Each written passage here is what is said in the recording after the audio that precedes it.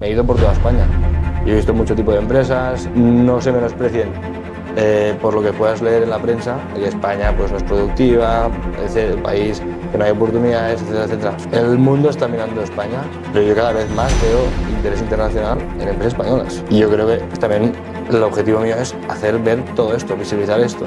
Los mejores compradores son los que tienen más simpatía. No intentan saber más que un empresario. O sea, yo he estado en operaciones donde estás en el campo y hay gente que dice, no, esto no es así, el empresario, no hombre, llevo 50 años haciendo esto, no sé de memoria. Porque es que España es el mejor país del mundo en transparencia financiera, después del Reino Unido, o sea, ese es el mejor del mundo.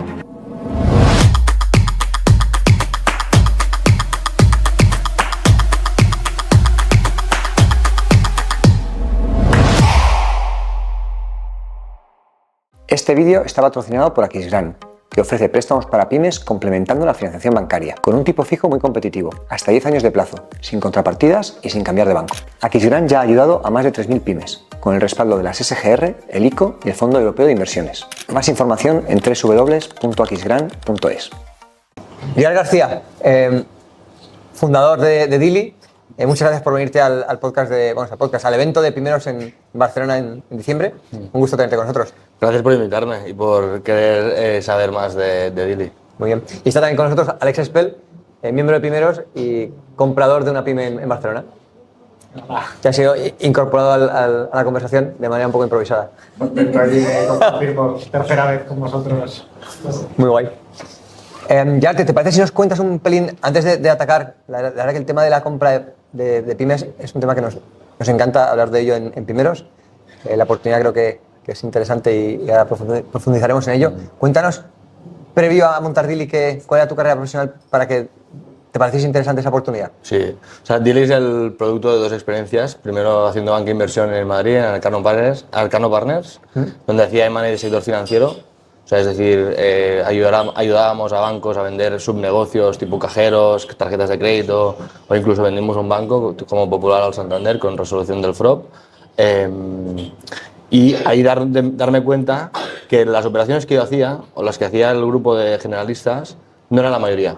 Eran quizás las que acoplaban titulares, pero no eran la mayoría. Y como me di cuenta, es porque yo, que soy bastante comercial, trataba de originar operaciones con empresarios que conocía de pymes en Cataluña y me decían, oye, Gerard, es que estas son muy pequeñas. Claro, pequeñas relativas a otras que te pueden pagar el fee mínimo. Y ahí es donde digo, ¿quién está ayudando a estas empresas? Y un poco me doy cuenta que hay un universo enorme de intermediarios, de gente que está intentando ayudar al relevo generacional, que entonces no era tan visible como es ahora, que por tanto este es el principal driver que comentábamos antes de las compraventas, pero no tengo ni idea tecnológicamente. Entonces voy a Nueva York, al equipo de estrategia de una tecnológica que se llama Cover Wallet, con la suerte que a los meses nos compra ON, vivo una operación por dentro. ¿Trabajaste en Cover Wallet un tiempo? Sí, ¿conoces a Iñaki? Iñaki Samiguete. Sí. Pues sí, trabajé ahí. Entonces vivo la integración desde dentro y llega el COVID. Y el COVID me pilla en Manhattan, en un piso de 22 metros cuadrados, con una idea y ahorros. Entonces empiezo a maquetar esto. Hago no sé cuántas entrevistas con gente del sector, amigos míos que seguían en el banco, que habían ido a otros bancos, que habían montado un fondo, un search fund, que habían ido a private equities, y les enseñó un prototipo y decían, esto es brutal. Entonces digo, vale, yo no estoy loco, sino tiene sentido y la gente del sector lo está validando. Y cuando tienes 26 años, que te decía antes, no tienes miedo ni piensas en las consecuencias, entonces me tiré y empecé Dili con la idea de visibilizar y reducir la asimetría que existía entre pymes y la banca de inversión, ayudando al empresario a ponerse en mercado lo más rápido posible con una herramienta tecnológica que permite originar a ellos intereses para sus compañías, tanto nacionales como internacionales, o sea, a nivel de comprador, a los compradores de diferentes tipos, originar oportunidades sin moverse de su despacho y tener certeza de que pues, cuando vayan a visitar la fábrica en el polígono X o lo que sea, pues tendrán interés fehaciente, compartir información de manera confidencial y todo esto pues, de manera acelerada, porque la tecnología permite esto, ¿no? Y básicamente esto es un poco el origen de Dili. Ahora a día de hoy llevamos 4 años, somos un equipo de 40 personas y hemos ayudado pues, a más de 200 empresarios a que aseguren su relevo y que sobre todo moneticen el trabajo de tantos años, ¿no? Yendo para atrás, hablabas de Arcano, ¿no? Y que veías oportunidades que eran muy grandes. Sí. ¿A partir de qué punto entraba una empresa tipo Arcano? ¿A partir de qué punto de operación o de empresa? O sea, pensar que el fee mínimo suele estar entre 700 y 1 millón de euros. Para que te salga a cuenta como empresario, cuando tú vendes la compañía, ese fee tienes que o querer pagarlo, independientemente del precio, o que más o menos pues tener 40, 50 millones de valor. Diría que más o menos para que se haga cuenta debería ser eso. Luego hay deals de 200, yo estuve en un deal de 1.700 millones, pero claro, porque son ya deals a nivel más financiero, pero los generalistas pues suelen estar entre 50 y 500 millones. Y Arcano Partners es un poco el perfil de empresa que ayuda en una operación de ese tipo, en una transacción. Sí. Y por debajo de eso, ¿qué mercado existía previo a Dili? Pues había mucho intermediario, que solían ser bueno, pequeñas gestorías, gente que trabaja en banca de inversión que se vuelve a sus pueblos natales, ha trabajado en Madrid, Barcelona, Bilbao, Sevilla y vuelve a sus pueblos y dice ayudó al tejido empresarial de la zona. Luego hay gente que ha trabajado en banca comercial que tiene mucho conocimiento de la pyme, de sus clientes anteriores, que trata de ayudar, pero claro, a esa gente le faltan herramientas para llegar a la contraparte mucho más rápido y sobre todo generar opciones al empresario, porque a veces lo fácil es quién es tu competidor, qué fondo ha comprado en este sector y voy a picarles. Pero es que esto no es un interés real, o sea, esto no genera oportunidades. Tú no sabes si hay otra empresa de otro sector que no es el tuyo que quiere entrar en tu sector. Tú no sabes si hay una familia que ha vendido por 200 millones que de repente tiene interés en este sector. Entonces, todas esas opciones que como humanos lo tenemos limitado porque creemos que lo que solo conocemos es aquello que podemos llegar y eso es mentira, pues se ve potenciado con Dili. Entonces, todo este universo de intermediarios a día de hoy utilizan Dili y trabajamos pues desde grandes bancos comerciales que nos utilizan hasta grandes consultoras y pequeñas gestorías que nos utilizan para que sus clientes conecten con contrapartes más rápido y sobre todo que tengan opciones de diferentes tipos de inversor, diferentes ofertas encima de la mesa y además que nosotros no queremos ser asesores, nunca nos hemos querido comer el pastel de nadie. De hecho, no generaríamos, cuando montamos Dili, no generaría nada de valor siendo un abogado más, que por cierto no soy abogado, pero, o siendo un banco de inversión más, y ahí existen muchos. Entonces lo que hacemos es dar negocio a todos estos asesores. Cuando una de las partes me pide un abogado para hacer un SPA, un contrato de compra-venta, pues miramos, filtramos, tenemos un scoring, miramos por tamaño, por sector y por capacidad de ejecución, porque primamos la velocidad. Entonces, pedimos 3 propuestas que el empresario elige, o sea, observa y tiene las reuniones y él elige. Yo no hago los contratos. Ahora, sé qué precios son correctos para que no paguen cantidades ingentes y luego asesores grandes con nosotros tienen mejores precios. ¿Y los intermediarios, brokers estos, al principio os veían como competencia? ¿No tuvisteis? Pues es un sector un poco, lo hablábamos antes, un poco lejano este. ¿Cómo gestionasteis esto? Bueno, perseverar. Es decir, al final explicar una y otra vez que no somos competencia. Hay gente que lo entendía súper rápido y que se sumaron, o sea, hay despachos que se sumaron súper rápido a la plataforma y otros que aún siguen sin sumarse. Es un poco como el modelo idealista con todas las inmobiliarias enchufando su oferta, ¿no? ¿Cuál es el modelo de negocio de Dili? Es decir, ¿se puede decir cómo hace dinero? Sí, nosotros cobramos una suscripción a las 3 partes mensual, que es un poco por tener acceso a pues, todas las herramientas, generar a nivel de empresa, generar toda la documentación que se suele crear en un proceso de compra-venta, contextualizar tu compañía con el sector, darte un informe de valoración, te damos una herramienta que te puedan hacer preguntas, generamos un data room, bueno, hay toda una serie de funcionalidades.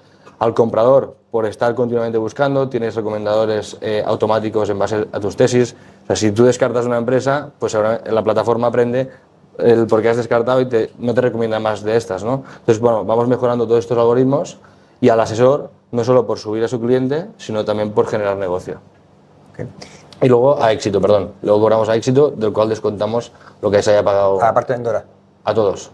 A todos. A todos. O sea, realmente esto es un negocio que se paga un 4, 5, 6% a éxito, nosotros cobramos un 3,5% dividido entre las partes. ¿Por qué? Porque nosotros no estamos asesorando a nadie. Hay veces que en el sector, obviamente, un banco no puede cobrar a los dos lados, porque está asesorando a una parte, ¿no? O al comprador o al vendedor.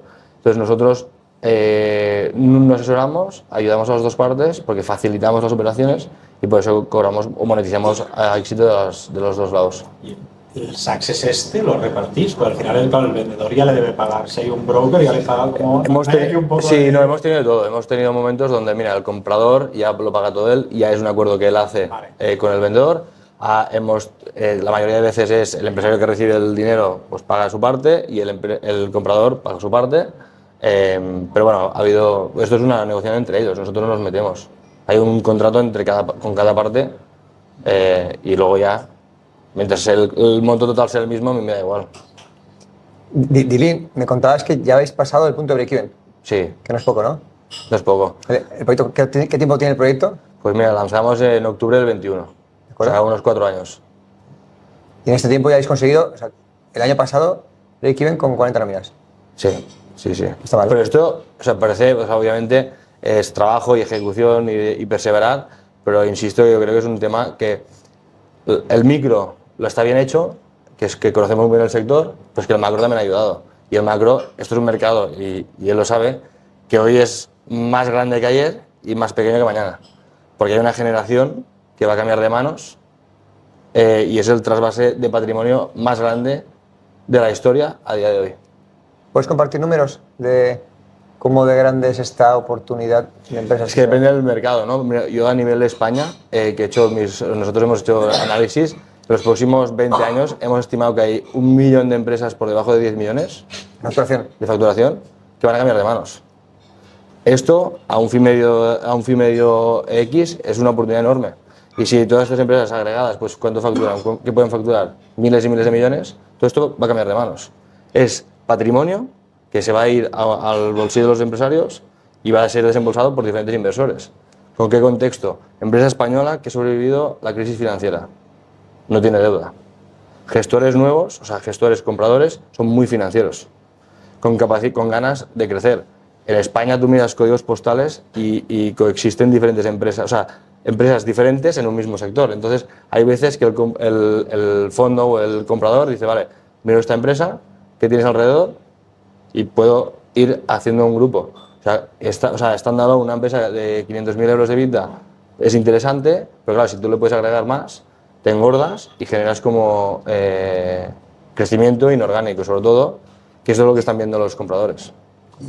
¿Cómo distinguís el vendedor que quiere vender de verdad del que quiere cotillear, que le pases la valoración? Con la valoración. ¿Sí? Porque la valoración está pensada de tal manera que hay una sesión con él para ver un poco cómo respira, y si realmente está muy alejado de ese rango, es que no quieres vender. Tú lo que quieres es que te toque la lotería. Pero la gente no, o sea, el comprador no es...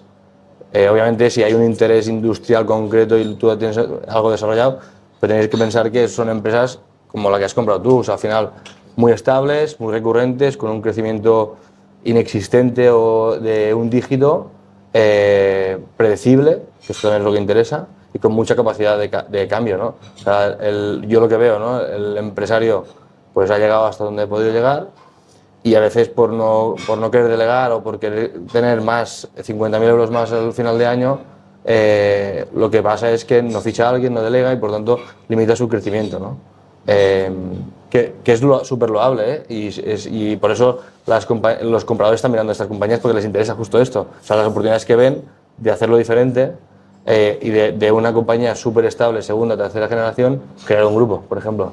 ¿Cuántas empresas hay en Dili a la venta? Ahora mismo 7.000 o así. 7.000. Y una idea del perfil de esas empresas, no sé qué puedes decirnos por razón de venta, que imagino que la parte de sucesoria la parte de no sucesión es importante. No, es 8 de cada 10 es por falta de relevo generacional. Correcto. A nivel sectores va un poco, depende del momento, ¿no? Porque depende del momento, pues está muy de moda la alimentación, depende del momento está muy de moda tema de energía, depende del momento está muy de moda tema de tornillería o de industrial. Bueno, va un poco por momentos. ¿Cuál es la moda ahora mismo? Pues ahora bastante ingenierías, o sea, hay empresas que se dedican a pues, todos los procesos de ingeniería, a fabricar fábricas, a pensar, bueno, equipos de ingeniería de diferentes cosas, geotermia, por ejemplo. Bueno, al final, volviendo a los tipos de empresas, que si no me lío, son empresas, sectores tradicionales. O sea, al final, tenéis que pensar en vuestro día a día con cuántas empresas interaccionáis. Desde la ropa que os ponéis hasta componentes del cinturón. Hasta a mí una empresa que más me ha llamado la atención es la empresa fabricante de agujas de acupuntura, por ejemplo. ¿Agujas de acupuntura? Esto es es un utility que no se vuelve a utilizar. O sea, tú no vas y luego va Alex y le meto en mi aguja, no, es una nueva. O empresas de plástico.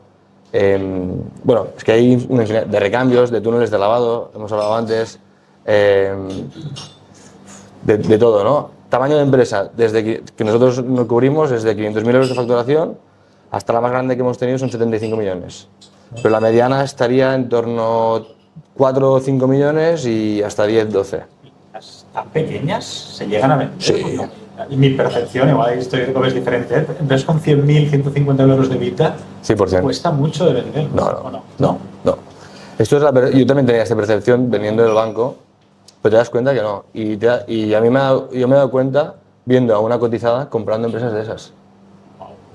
¿Por qué? Porque realmente son interesantes y quizá tiene un riesgo, cliente, sí. un riesgo bajo. Si es una empresa grande comprando una pequeñita, tiene riesgo mucho más acotado. Exacto, a mí me molesta muchas veces a nivel de la industria financiera que dice, no, es lo mismo comprar una empresa de 2 millones de EBITDA que una de 200.000. Bueno, el riesgo no es el mismo. Tú no conoces el sector como conoce el empresario. Y por tanto, si tú no conoces el sector, monumento de cualquiera, entonces, y pagas un múltiplo X, o sea, tu riesgo es infinitamente mayor una versus otra.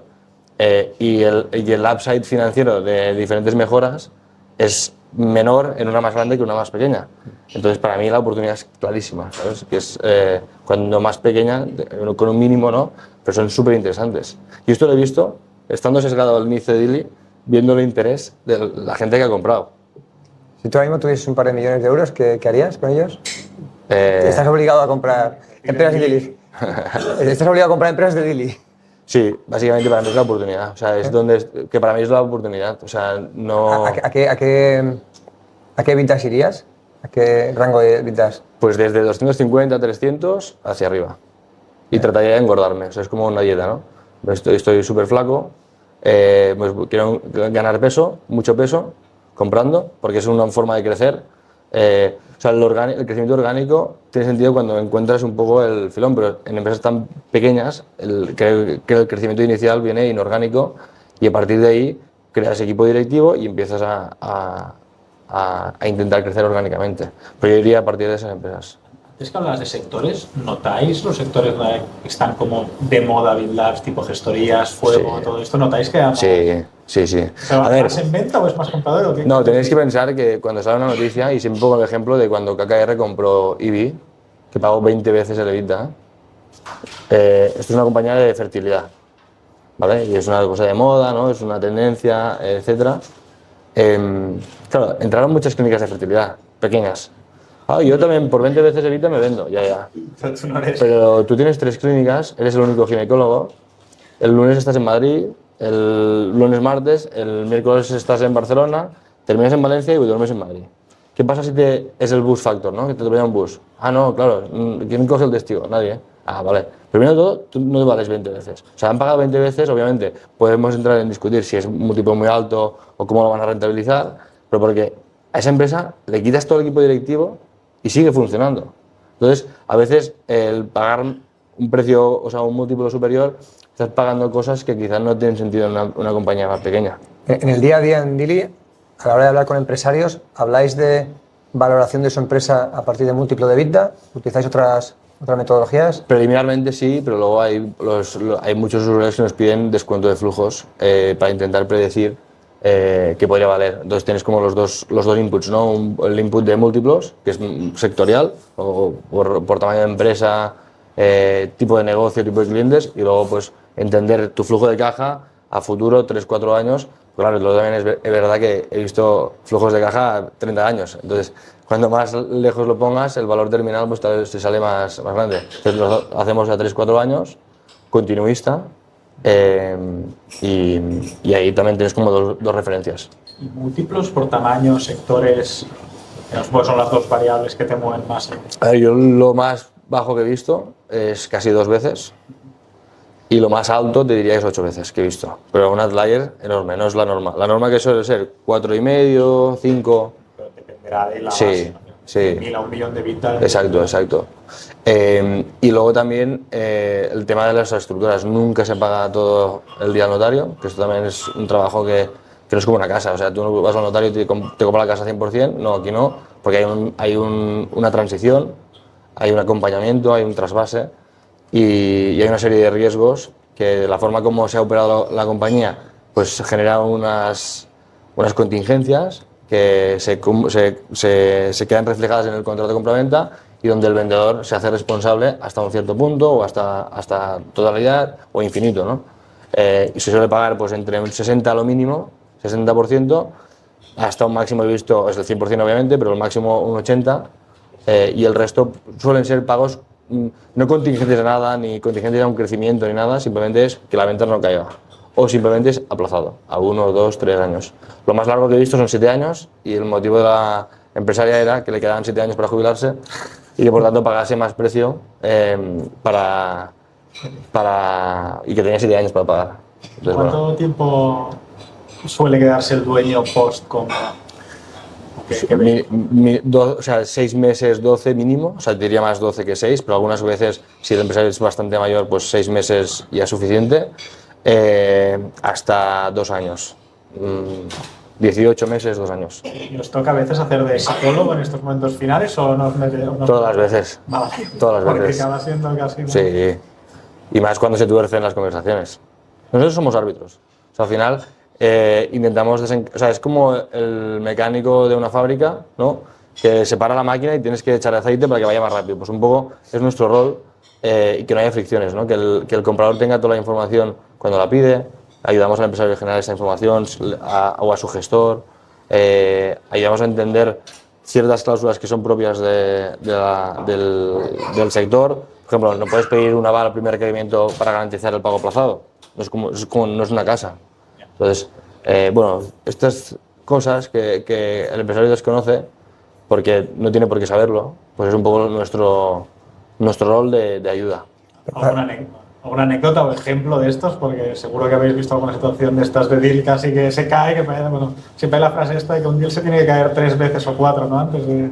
Sí, bueno, es que ahí tengo muchas anécdotas, tanto desde pedir un listado de bienes del comprador para decir, mira, quiero garantía de este, que luego que no nos aceptó, al final se hizo un aval bancario, pero bueno,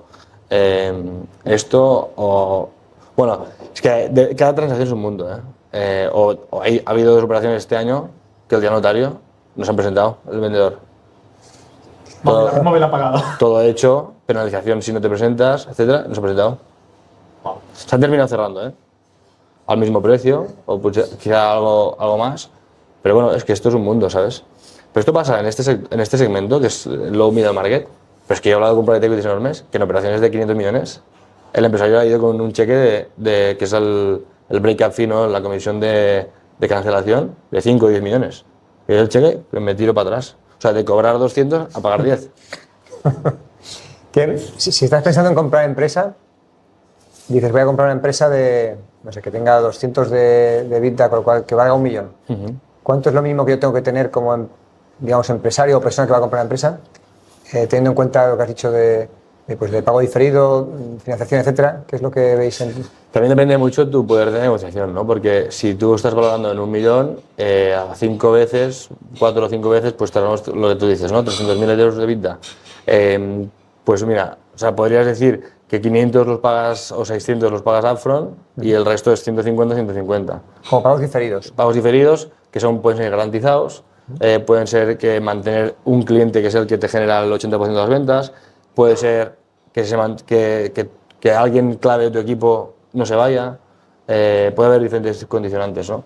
Y el upfront, pues tienes diferentes maneras de financiarlo, pues obviamente es equity, con deuda bancaria, o sea, es que depende, el mínimo depende de tu capacidad también de poder financiar ese upfront. Sin repartir el equity, si te quieres quedar con todo el equity, digamos, un banco por una transacción de este tipo, que estaría... La mitad.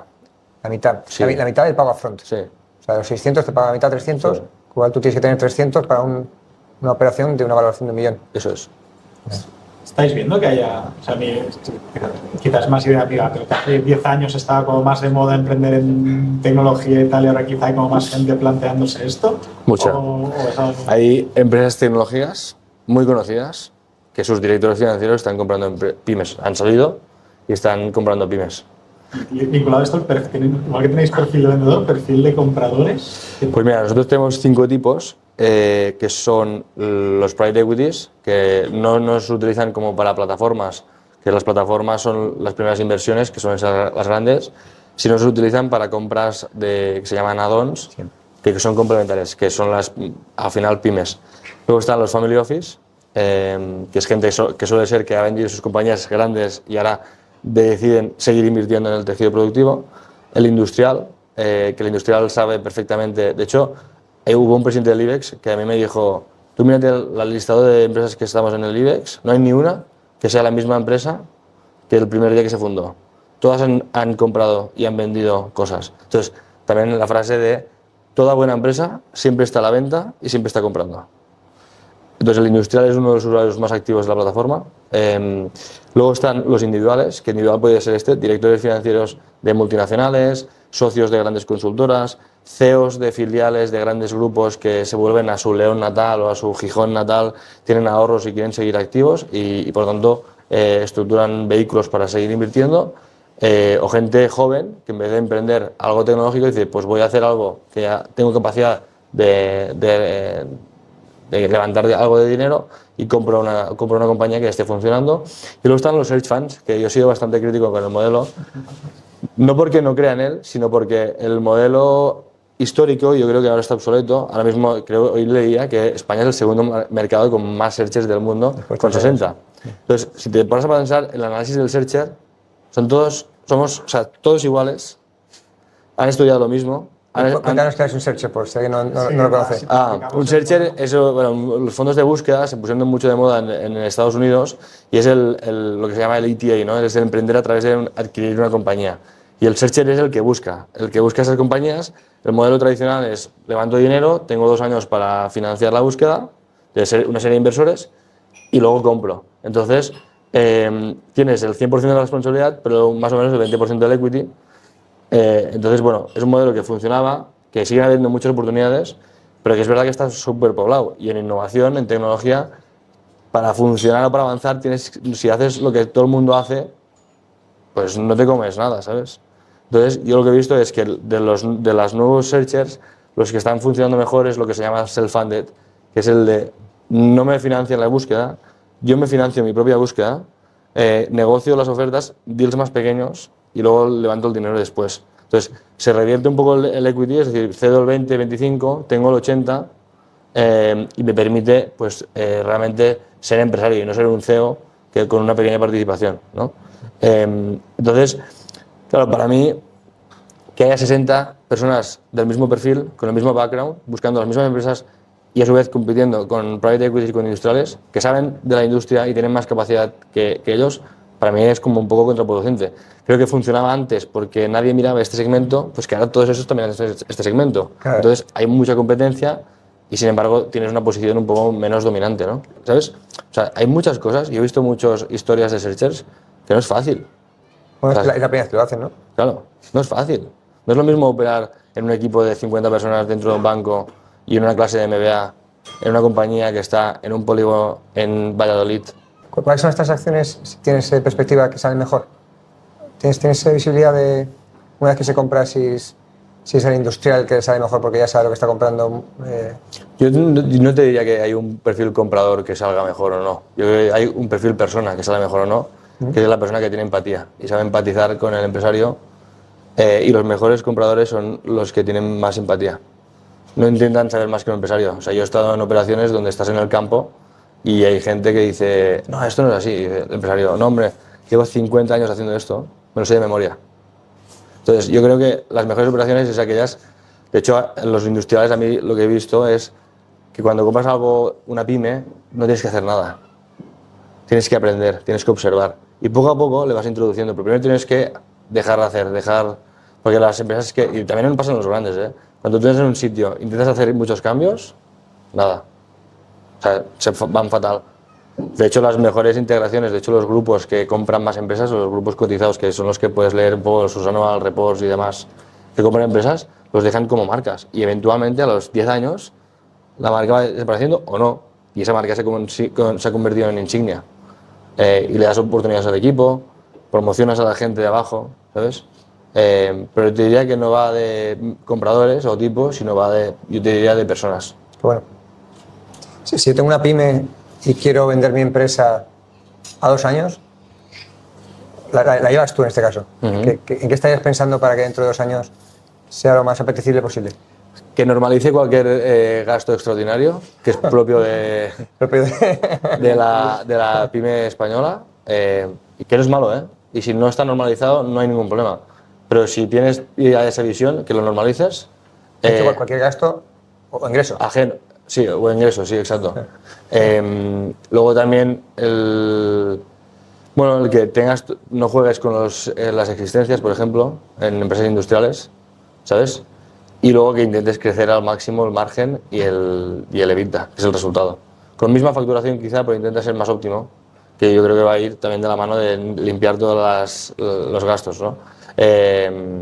Intenta, si puedes, atar tus clientes con alguna especie de contrato o un compromiso. Si al final, si te analizas todo esto, el trasfondo de esto que es confort al comprador que no conoce mi compañía. Entonces, todo esto lo que da es confort. Entonces, cuanto más confort le puedas dar a un comprador, una posición más fuerte vas a tener delante de él. ¿Hay gente que prevé tanto o no? Hay situaciones que siempre llegan pasados de frenada, ¿no? No, y menos en este segmento. O sea, cuando yo estaba en Arcano, sí que claro, antes de salir al mercado quizás estás un año trabajando por la compañía. O antes, ¿no? Incluso 2 años antes, le explicas un poco todo, qué poner en valor, etcétera, ¿no? Pero en este segmento, ¿no? Piensa que a veces hay empresarios que entran a la plataforma y es que llevo 2 infartos. Entonces, es que no quiero un tercero y qué pasa porque mi patrimonio está en este porcentaje que tengo de la compañía. Lo que os decía antes, ¿no? Que es el driver demográfico. La generación de mis abuelos obligaba a mis padres, ¿no?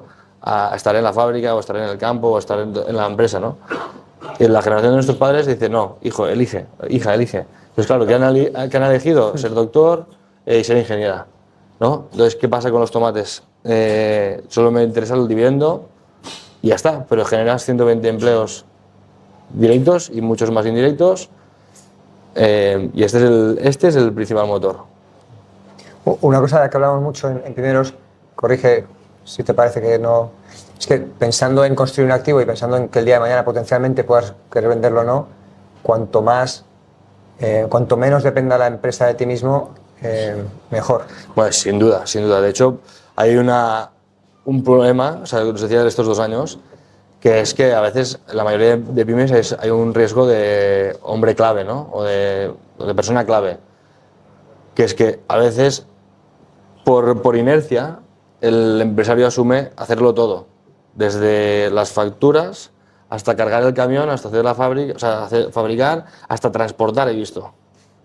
Entonces, ¿qué pasa? Claro, que hay veces que he escuchado esto no es una empresa, esto es un autoempleo. Entonces, hay que intentar de huir para una buena venta de esto del autoempleo. O sea, ¿cómo se hace? Delegando y generando equipo para que esto pueda funcionar sin ti. O sea, las empresas que más se pagan es las que funcionan sin el empresario. Esta es una decisión muy dura, ¿eh? Pero hay empresarios que no son capaces, porque su sensación de vida está ligada. Pero el origen de muchas empresas es, no, yo empecé porque era ingeniero y tenía un amigo que estaba en el sector momento de cosmética y me dijo, oye, ¿necesitas un tapón o lo que sea? Pues sí, te lo hago. Y así, y vas creciendo de la mano, pero nunca has pensado en hacer una empresa, ¿no? Has ido operando y haciendo un modo de vida de tu actividad empresarial. Pero claro, en el momento de venta, ese modo de vida no vale, o sea, sí que vale, ¿no? Pero lo que vale es la empresa y lo que vale son negocios que puedan perdurar, y por tanto, cuanto más automático sea o más delegable estés, pues mejor. El reto es, yo a 2 años quiero vender, para que esto dependa al menos de mí, necesitas invertir en un equipo que te permita con lo cual ahí probablemente de vida no vaya necesariamente para arriba, con lo cual quizá no sea una decisión a 2 años vista, ya vas corto, ¿no? Ya vas, para hacerlo óptimo debería ser, oye, a 5 años quiero vender, voy a construir un equipo fuerte y además voy a crecer y además con eso voy a conseguir. Pero por eso mismo, y ahí responde a lo que decía Alex, que nunca se preparan. O sea, siempre es como muy rápido, porque dice, tengo que invertir 1 millón de euros. No, yo lo quiero para mí y para mis hijos. Totalmente sensato. Entonces, por eso en este segmento no se prepara tanto, ¿no? Entonces, tenemos que intentar preparar con menos tiempo posible para salir lo mejor posible al mercado. Y esto, a mi modo de ver, solo se puede hacer a escala, es decir, con muchas y miles de empresas, con tecnología, porque si no, haciéndolo como yo lo hacía en el banco sería imposible. Bueno, sí, sin dormir, no sé cuántas. ¿Crees que habrá compradores para tanta pyme? Sí. ¿Sí? Sí.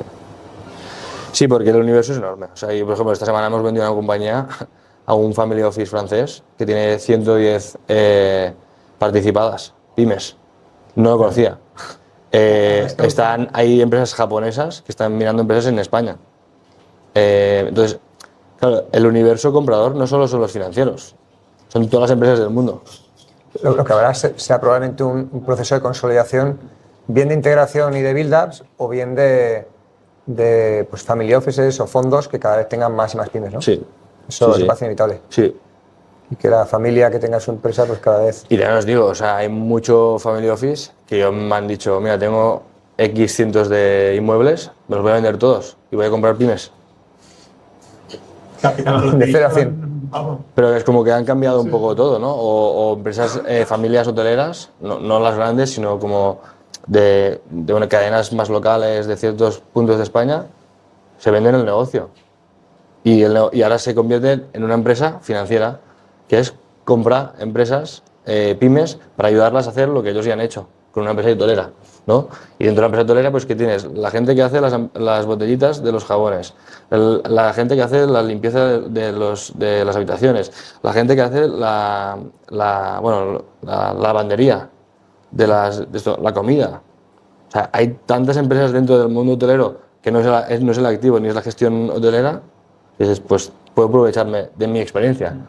Y volviendo a Dili, que antes lo has comentado y se me ha quedado, que comentabais que erais 40, ¿cómo estáis organizados? Porque no se hacía tan... Más o menos la mitad es tecnología y datos, que también yo me defino siempre empresa de datos, que estamos en un sector... Los datos que tenéis tienen mucho valor. Sí, y a mí es lo que me gusta más de todo, que sea intentar todo el rato automatizar lo máximo posible, porque es que España es el mejor país del mundo en transparencia financiera, después del Reino Unido, o sea, ese es el mejor del mundo. Sí.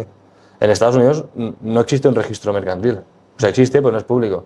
Y por tanto, si tú quieres ver los números de una empresa cualquiera, tienes que acceder al gestor o al asesor que tiene esos datos. Pero no puedes ir tú, como aquí podemos ir al registro, pagar 18 euros y descargarnos las cuentas. ¿Eso pasa en Inglaterra? En Inglaterra incluso creo que no se tiene que pagar nada. En Inglaterra lo ves por internet. Exacto, Companies House y miras y puedes ver lo que factura una compañía.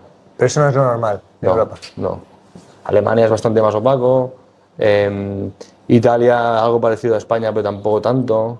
Y luego que las compañías, aquí todo es súper confidencial y demás, pero a los 4 meses de ir al notario es público. Sí, también, ¿no? Como a veces ves gente que no te quiere decir lo que factura y dices, joder, si es que sale en internet.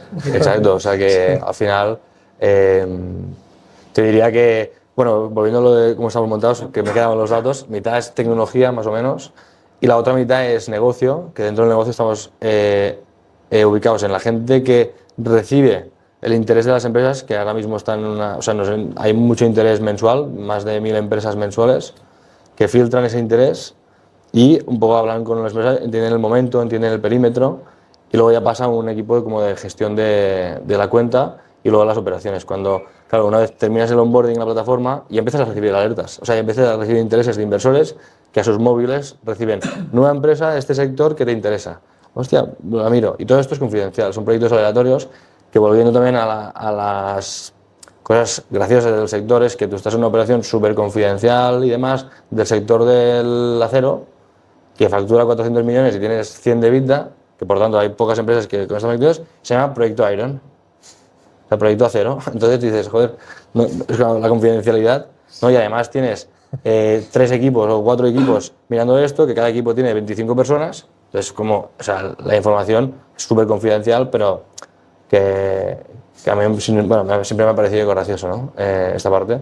Y luego, bueno, está la parte más de marketing y operaciones internas de recursos humanos y finanzas, más o menos, ¿eh? ¿Y las empresas que os llegan, has dicho que era más el vendedor final o el broker? ¿O No, el vendedor ahora cada vez más los brokers o asesores, que antes les llegaban estas oportunidades de empresas más pequeñitas versus las que hacían ellos, que no las ayudaban porque era como un riesgo de no sé quién va a poder interesar esto. Ahora sí, ahora con Dili. Realmente al broker, si lo hace bien, le podéis ahorrar mucho trabajo. Mucho trabajo. Un broker normalmente ve la empresa y se casca 100 llamadas que dicen no. Yo no lo he dicho, por tanto, perfecto si te están escuchando, porque además tú tienes mucha experiencia con brokers. Sí, yo lo veo. Mandaros que está cerca y ves que el broker se ha colistado, pero se ha colistado de 100. Claro, aquí... Pero a mí me ha gustado porque hay veces que brokers dicen, imposible que me presentes a alguien para esta empresa, imposible, porque ya lo he hecho, ya bla, bla, bla, perfecto.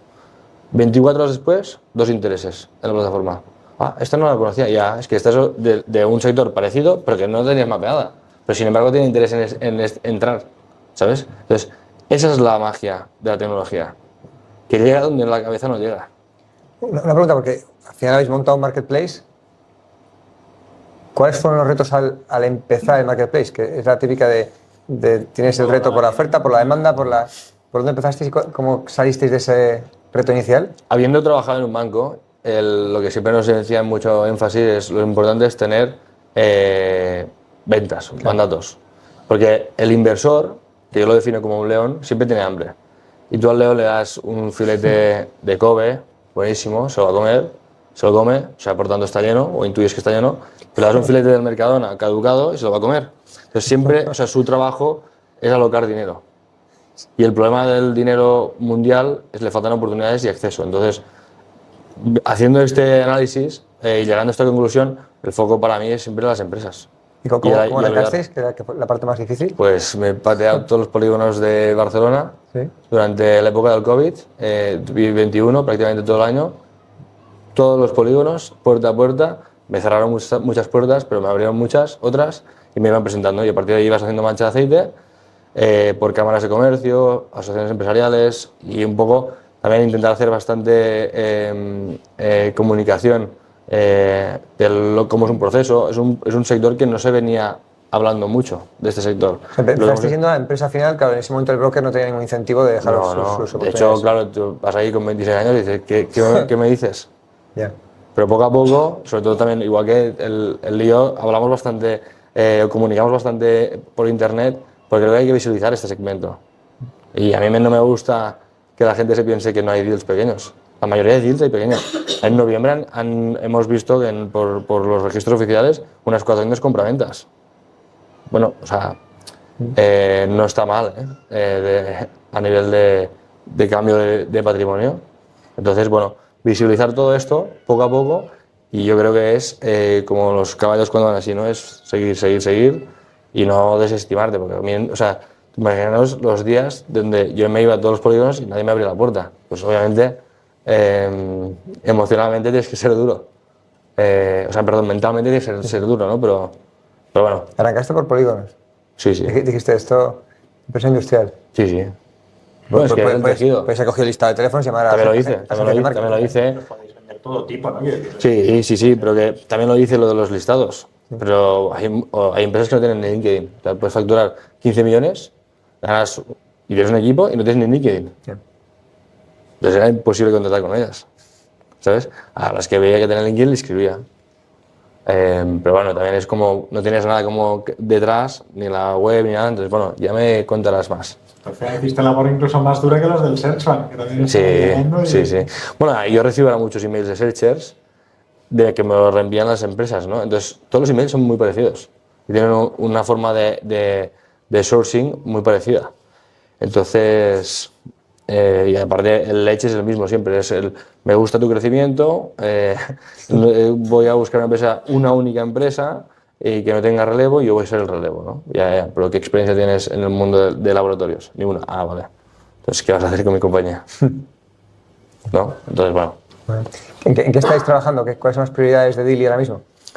Pues ahora mismo es en continuar, potenciar bastante más el perfil asesor, continuar la operación después de el data room, lo que sería, una vez empieza la due diligence, que todo pase por la plataforma. Hemos querido integrarnos con alguien más grande, pero al final no ha salido, y que al final en notario pues podamos entregar un USB de toda la información y todas las interacciones que se han generado en la plataforma. Pues al final esto pues una prueba más, ¿no?, de lo que se está firmando en ese momento y que tenga característica de la plataforma. Y luego está en los datos, o sea, contextualizar, imaginaros al comprador que está mirando una empresa de cerdos, por ejemplo, que ahora está con un tema bastante actual, ¿no?, que puedes contextualizar cuántas empresas de cerdos están en la zona de este target, tienen un margen de un 20%, pero está bien, un 20 o un 15 o lo que sea, ¿no? Está bien, en valor absoluto sí, pero quizás el sector está creciendo o tiene un margen más alto, ha crecido o está creciendo menos o más. Entonces todo esto lo vamos a lanzar seguramente el año que viene, y va a ser algo interesante para ayudar y reforzar al comprador, ¿no?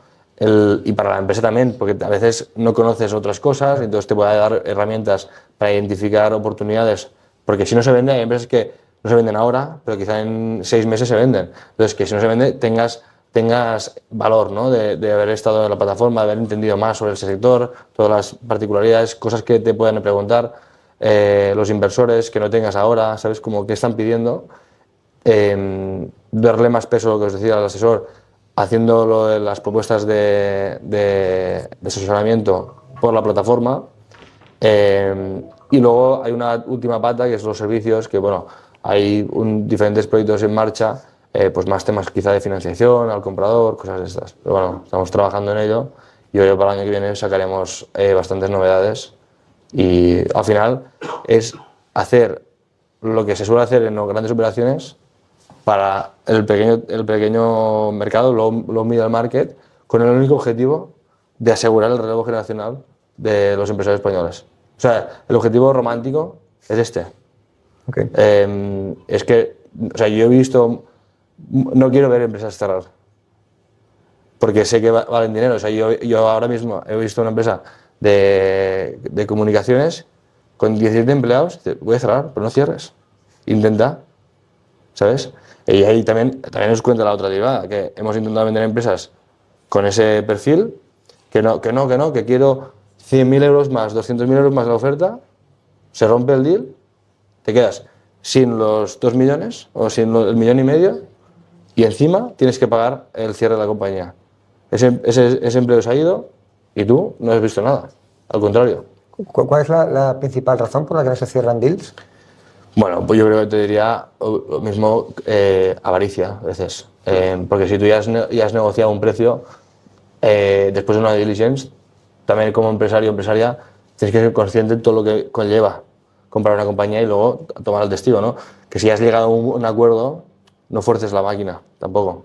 O sea, lo normal es que se llegue a un acuerdo pre-due diligence, claro. Pero no es habitual que post-due diligence haya una serie de ajustes por parte del comprador. No en precio genérico, sí en condiciones. Por ejemplo, yo te dije que el precio eran 2 millones, uno medio y medio, por ejemplo, ¿no? He visto una serie de contingencias que he valorado en X y lo que hago es te retengo parte del precio o utilizo los pagos aplazados como retención de precio para asegurar las contingencias. Pero yo no he visto en este segmento, en grandes operaciones sí que te digo que vales 300, miro la operación y al final 275. Bueno, eso sí, pero en estos no, esto es el precio, lo único que puedes es jugar con, bueno, no jugar, es simplemente te mantengo el precio, pero he visto esto, que tengo que tener confort de que tienes la licencia de actividad, por ejemplo, que la contingencia son 150.000 euros, 200, y te tengo que pagar 500, pues esto está contingente hasta que tengas la licencia. Cuando tengas, te pago. ¿Sabes? No es tanto el precio general, sino es un poco la estructura de los pagos. Okay. Algo importante que nos hayamos dejado teniendo en cuenta que nos escuchan empresarios o que nos van a escuchar empresarios, algo que nos hayamos dejado que creas que merece la pena compartir. No, yo creo que hemos dicho bastantes cosas con nombres y apellidos, y simplemente que no tengan miedo a ese momento. Yo creo que es un momento único, porque es una vez, suele ser una vez, y que deben tener las mayores opciones posibles. No se pueden quedar con un único precio, una única estructura o un único comprador.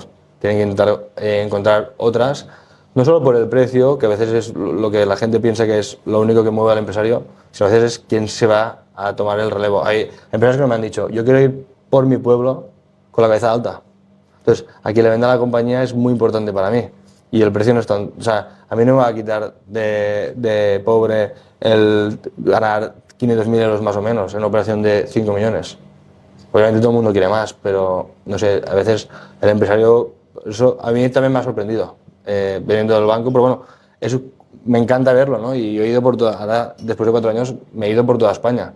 Y he visto mucho tipo de empresas, mucho tipo de gestión, mucho tipo de compradores también. Y lo que puedo decir e insistir es que no se menosprecien por lo que puedas leer en la prensa, de que España pues, no es productiva, un país que no hay oportunidades, etcétera, etcétera. El mundo está mirando a España. Obviamente el negocio de compraventa de empresas es bastante nacional, es decir, quien compra una compañía suele ser gente del mismo país en volumen, pero yo cada vez más veo interés internacional en empresas españolas. Y yo creo que también el objetivo mío es hacer ver todo esto, visibilizar esto. Así que no sé si es algo adicional a lo que ya había dicho, sí. pero... Muy buen cierre. Pues muchas gracias por tu tiempo. Nada, un placer.